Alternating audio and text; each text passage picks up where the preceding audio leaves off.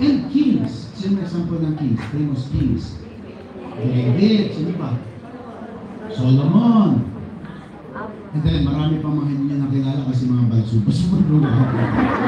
Kasi nga, power corrupts. Sabi nila, yun naman, power corrupts. Nung simula, maayos itong mga hari na to. Malapit sila sa Panginoon. They're committed everything they will do to Israel. At habang faithful sila, dahil ni David halimbawa, faithful sila sa Panginoon, yumaman sila. Umayos yung buhay nila, pinagpala sila ng Diyos. After a while, ayun.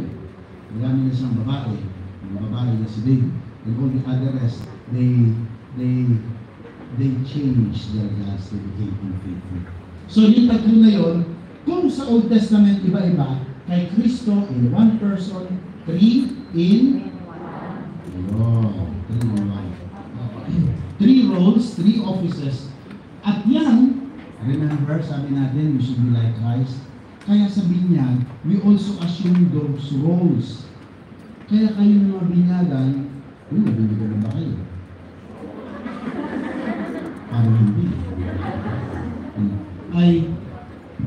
We all baptized have that role. You are also called to be prophets, you are also called to be priests, you are kings as well. Kasi mga katikis na napapaliwanag sa iyo. Pero ito, may ganun din tayong role. So si Kristo, yung kanyang office, kung sa inyo maraming mga officers, si Jesus, yung office niya ay yun. Ang priest, prophet, and king. So Jesus' title, Christ, points toward this. Christ means anointed one. Di ba nagsabi lang Panginoon, sabi niya, nagbasa siya sa readings, siya, the Spirit of the Lord, the Spirit of the Lord has anointed me, because He has anointed me to preach the gospel to the poor. He has sent me to heal the broken-hearted, to preach the year of the Lord. So yung exercise ng office ni Jesus, what are those? To preach the gospel to the poor, to heal the broken-hearted, to preach the year of the Lord of redemption.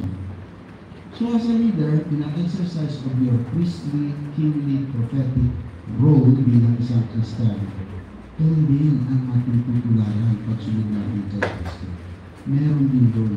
Diyan yung papasok yung mga formation ninyo, yung mga prayer meeting ninyo, yung mga administrative planning ninyo, yung pa-Christmas party kayo. All of that, once pag-leader ka, makikita mo, you're separated from all those things, no? Na hindi lang palagi ikaw yung MC pagdating sa program. Kung hindi, dapat pati prayer leader.